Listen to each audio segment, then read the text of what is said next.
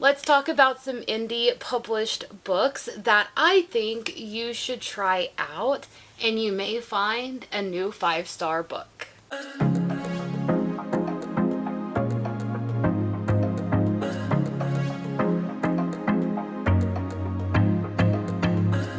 Hey everyone, welcome back to my channel. So I am coming to you today with a recommendations video. Before we get into it, please make sure that you like and subscribe. Check my description box below for all of my links. I have my Bookish Box ambassador link, which this is a Beauty and the Beast shirt that I got from them. Absolutely love it. Also, you'll see my Pango Books account. I have several books still up for sale. Also, my Patreon. Thank you, Vanessa, for being our first Patreon member. And she picked out the book for June, so stick around to see what that is. But also, come and join the fun. My new series that I'm going to be having on Patreon will be starting in June. You don't want to miss that. Also, we're going to be having some sprints coming up. And of course, all of my socials are down below on my Instagram and my Goodreads. Definitely head on over to my Instagram. I always post stories, interacting with you guys, asking questions and such. So I would love to have you over there as well. Now, let's get into the video. Hey guys, while I was editing this video, I realized I forgot to tell you that all of the links to all of these books that I talk about in this video will be in the description box below. They are affiliate links, so I get a very small percentage back, but you will be helping me and you'll be helping the indie authors as well. So make sure that you follow any of those links in my description to purchase any of these books that you will see coming up. Alright, so I have, I think, 11 indie published or self-published books that I want to recommend to you. If you have watched my videos, you will know that there are a lot of these that I have talked at length about, so a lot of them are going to come to no surprise to you. However, if you are new to my videos, you may not have heard me talk about them, and I really feel like these books are definitely worth it. I kind of have a mixed bag, but a lot of it is going to be fantasy romance because that is the genre that I typically read. But there's going to be dark romance in here. There's a whole lot of things. So I hope that you end up sticking around for the whole video because you may find a new 5-star read. So let's start with book number 1, which is The Other Side of the Mirror by Dana Evan. You guys, look at how beautiful this self-published book is. It's absolutely gorgeous. And then also on the inside, this artwork is beautiful. This is a fantasy romance that is very unique, I would say. It just released, I think, on April 8th. I want to say, or maybe April 2nd. It was around the beginning of April. I highly suggest checking this out if you, for one, love fantasy romance and you want kind of something new and different out of the genre. But also, if you are new to fantasy romance or haven't read too much of it, I think this would be a good starter book for you. You are following our main girl, which something tragic happens at the very beginning of the book. She is thrusted into living with her friend and her friend's family, which another tragic thing happens, and then her and her friend end up going to college together. She doesn't really like to date long term, and then all of a sudden some prophecy comes out that she is a part of. She is thrusted into the Fae world, and the story goes from there. I love this book. I loved everything about it. The pacing, the world building, the characters, the romance, everything was amazing. Now, I will say there are some trigger warnings in here. Please check those out. I know that there is attempted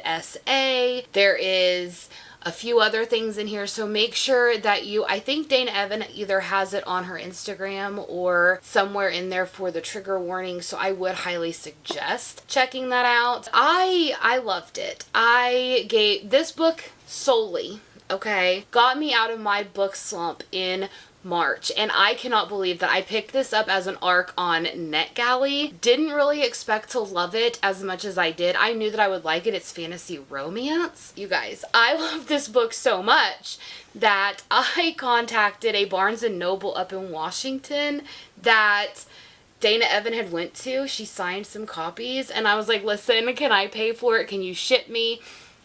They did. They came through. So I was so happy that I will be getting another copy of this, but it will be signed by Dana. The next two books, I am unsure if they are now traditionally published or not, but I do think they are self-published, so I'm going to include them in here. If I'm wrong, you can let me know in the comments below. We have Losers by Harley LaRue. You guys, this is a extremely dark romance. There's a lot of trigger warnings. Harley LaRue is very good at giving you a full trigger warning list and kink list. You definitely want to check that out before you dive into this duet. The first book would be, of course, The Dare. It's a little novella, about 120 pages or so. It sets up the story on who Jessica is, who Manson is, who all of these characters are. This is a why choose, very dark romance. I will say, whenever you read a dark romance, a lot of times either A, you're going to get a lot of plot that has darker themes, or you're going to get just heavily on the smut and not a lot of plot. Harley LaRue did an amazing job where she has a great storyline going in here, but it's nothing over the top. However, it does keep you invested. It makes you want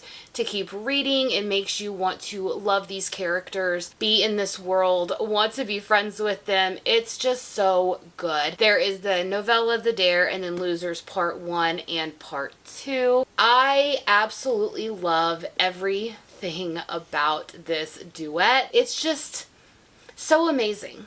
I don't even know how to describe, even though this was dark, even though this was out of my comfort zone, I don't know what Harley LaRue did, but she did an amazing job.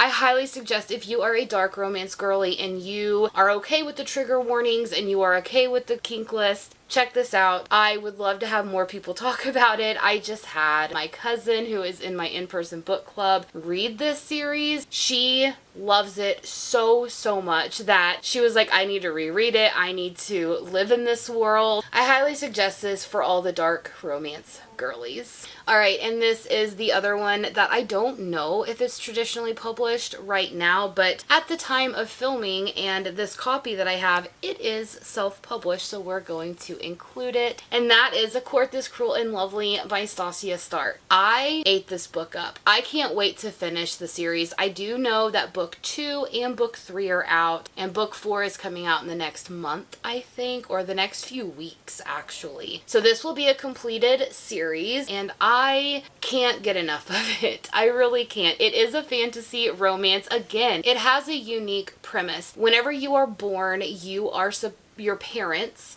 are supposed to give up your magic, and if you do not, then you will be corrupted. If you are corrupted, you are hunted down and killed, basically, because your magic was not given up at your birth. Our main girl, she's a corrupted. She's about to enter the age where she's supposed to get some of her magic back. She'll be, found out that she is a corrupted and then killed. So she's on the run. She finds a band of misfits on the road, and she's trying to hide herself. The love interest is in that group of people, and it's their story. It is so good. I can't even tell you if it gets better in the series. I've heard nothing but great things as the series goes on. This book really got me. I even got a special edition from Fabled, I believe, because I loved this book so much. So if you like fantasy romance and you like all of the normal tropes like enemies to lovers and a one bed trope and different things, you would love this. Of course, the premise of the book is very unique, but it is very typical fantasy romance.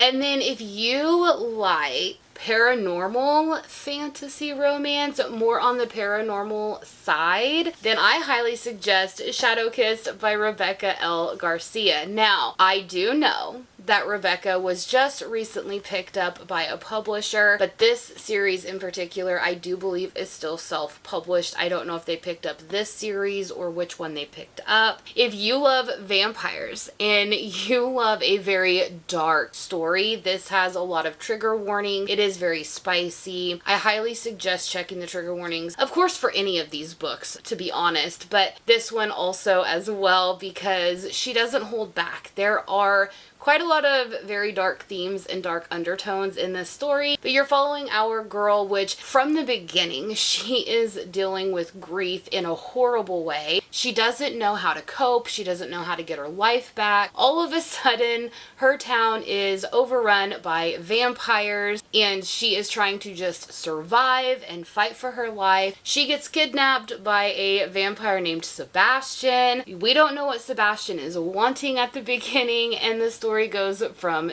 there. This deals with a lot of court politics and court intrigue. It gives you a really good paranormal vampire story because it is your typical vampires. They are bloodthirsty. They are wanting to just devour all the humans. So it's not your Twilight vampires, shall we say, but I highly suggest picking this up. This series, there's 4 books in it. It is completed. Shadowkissed being the first one. And if you love your paranormal romance and you love vampires and you like spicy and dark themes, head on over to pick this one up. Alright, the next one that I am going to talk about is An Enchantment of Thorns by Helena Rookwood and Elle Vince. This is a Beauty and the Beast retelling, but it is so good. If you love your fantasy romance with a Beauty and the Beast retelling or undertones, you will eat this book up. There are 3 books fully completed, and you also can find them all on Audible as well. I do think that they have them all on audio, but you are following our girl, which she is a green witch, and what that means is she keeps her town from the Folkwood and keeps the Fae and everything at bay from entering the town. Well, her sister wants to be kidnapped by the Beast, and every year or every so many years they do a tithe where he comes into the town, picks a girl, takes her back, and no one ever hears from her again, so they all assume that you die. And her sister is wanting to be the one picked, and she keeps telling her why you don't want to do that. All of a sudden, whenever the tithe happens and you can see that the Beast is going to go after her sister, our girl jumps in and is like, you're gonna take me, and is whisked away into the Folkwood, into Fae territory. This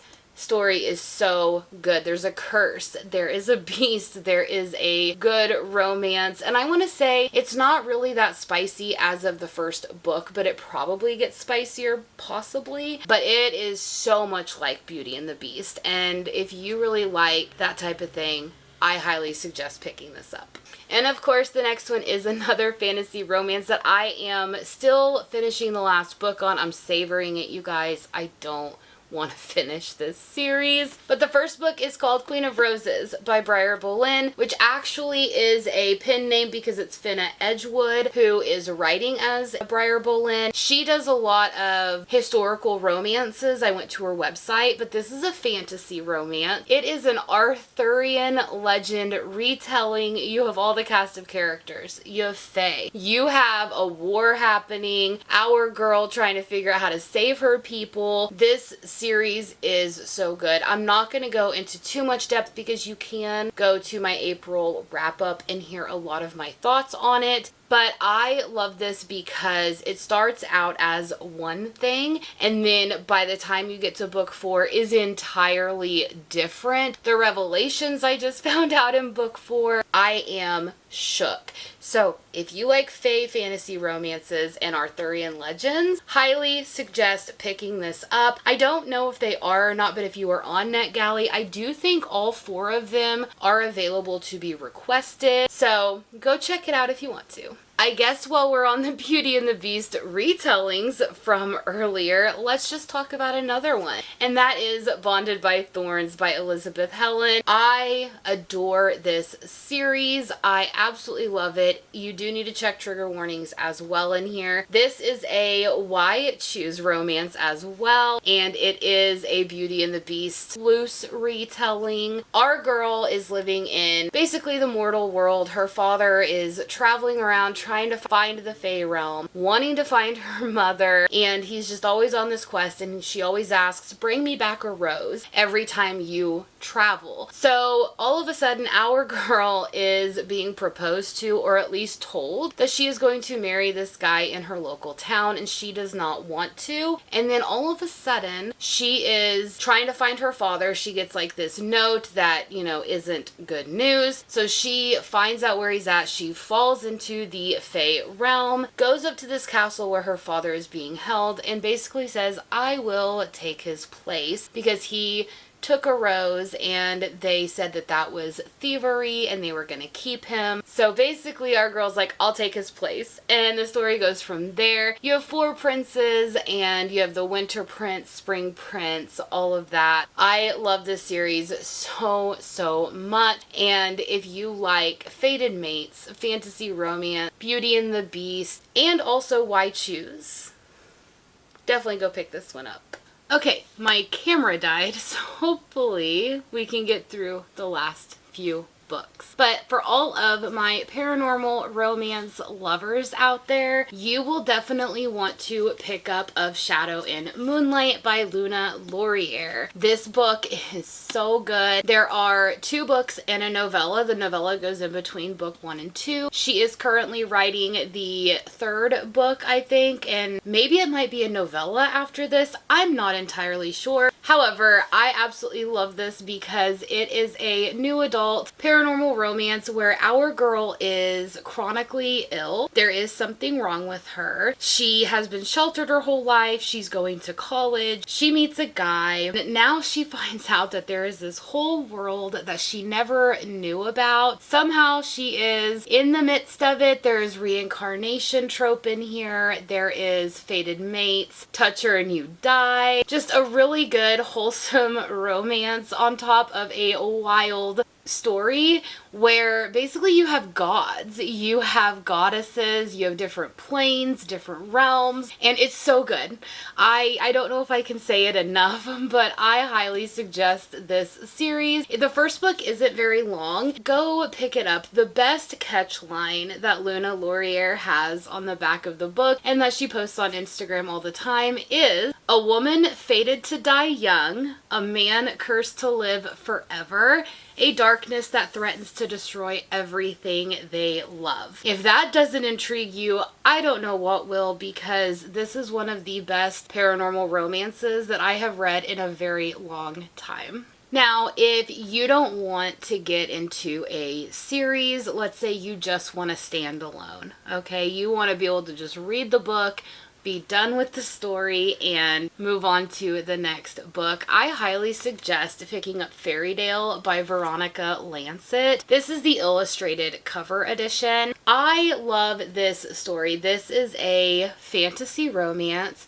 It has gothic elements to it. There are a few horror elements, but not like scary horror, but there is horror elements. Our girl, this is like in the 1950s, I think. She doesn't have a family, or so she thinks. Like her mom had, you know, passed away, and she doesn't know who her father is. She was told that her father, you know, was already deceased. So she is a teacher at this Catholic school. She gets a letter from a lawyer that states that her father just passed away and left her in his will. So now she has to travel to Fairytale to see what is going on. Like, what do you mean my father just passed away? She gets to this town. There are weird things that happen. You have Caleb, who is one of the local townies, and he acts beyond strange. This story is so good. There's like a mystery element moment because you're like, what is happening? How is our girl fitting into this? How does the town fit into this? And it is a reincarnation trope as well, but I think it's done very well. And it is a standalone, so you don't have to worry about reading, 3, 4, 5 books, etc., or waiting for the next one to come out. It is a chunker. I think it's almost 800 pages, but it is so worth it. Our girl, she goes through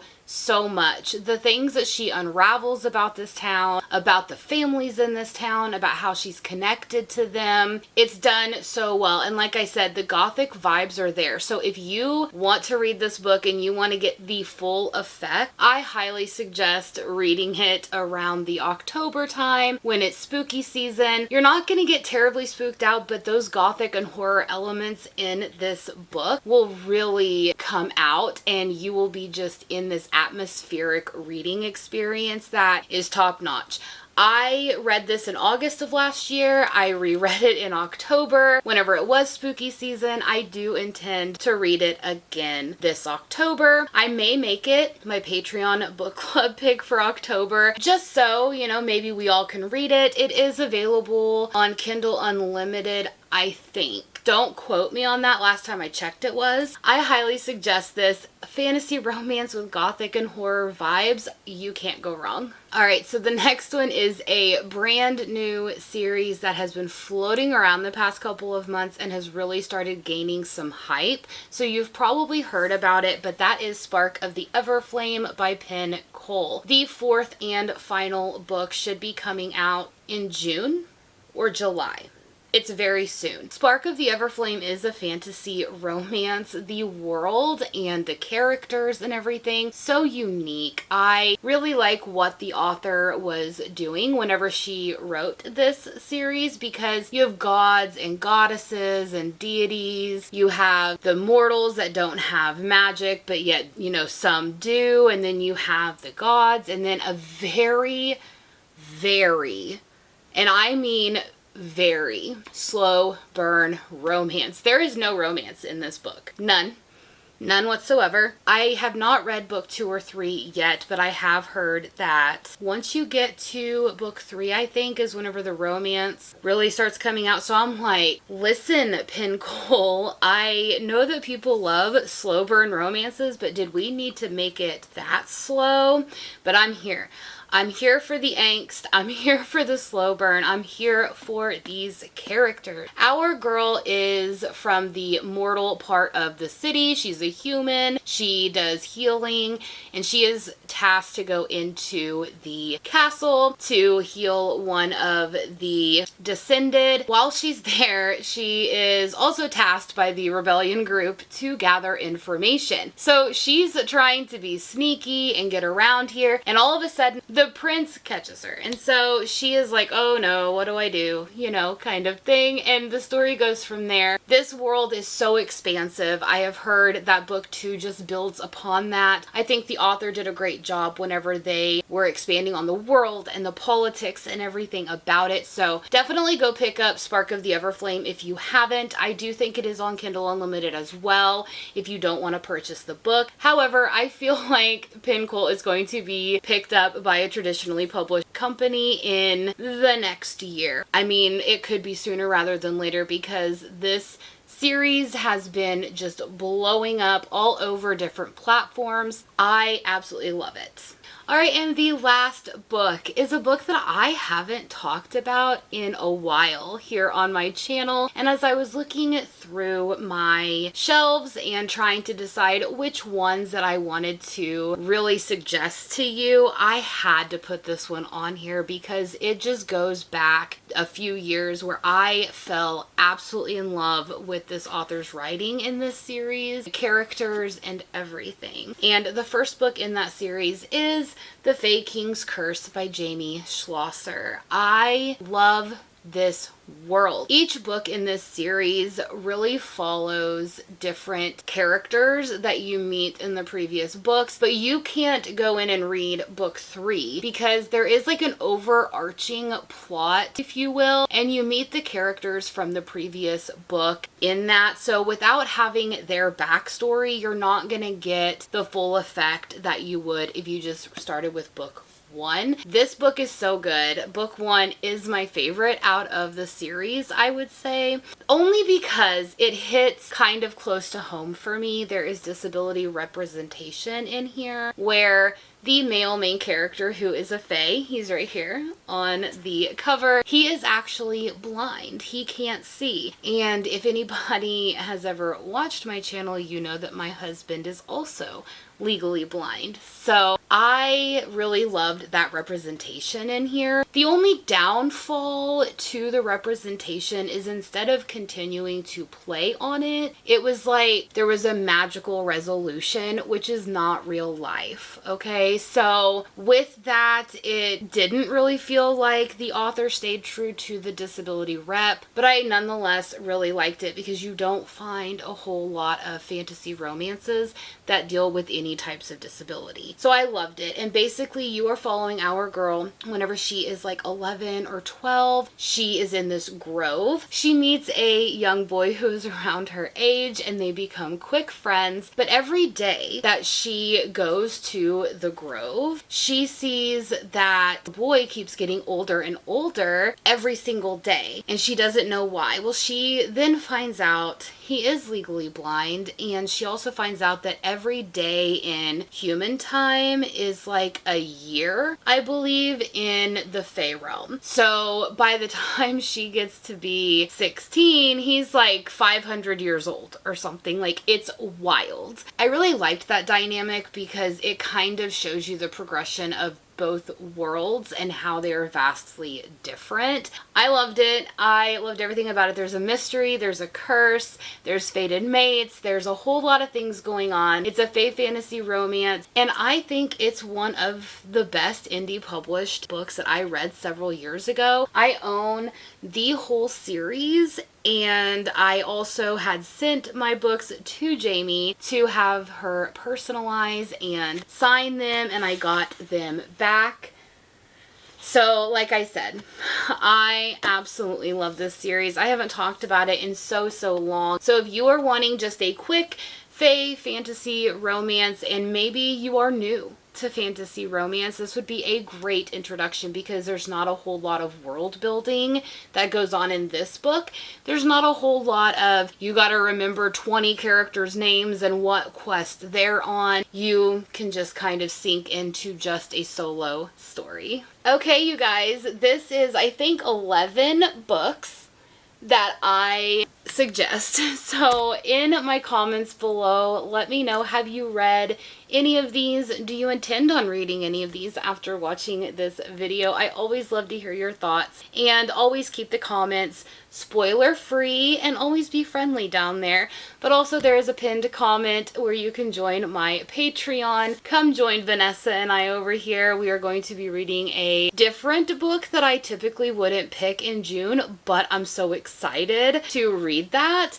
And just come join all the fun and shenanigans we're going to be getting up to. Also, I will have all the links to all of these books in the description box. Again, that is an affiliate link. They do give me a very small percentage back if you purchase any of the books through my link, but you don't have to pay anything extra. So if you want to pick up any of them, then definitely click my links in the description box and I'll take you right to them. But I hope you all have a wonderful day. I will see you next time. Bye!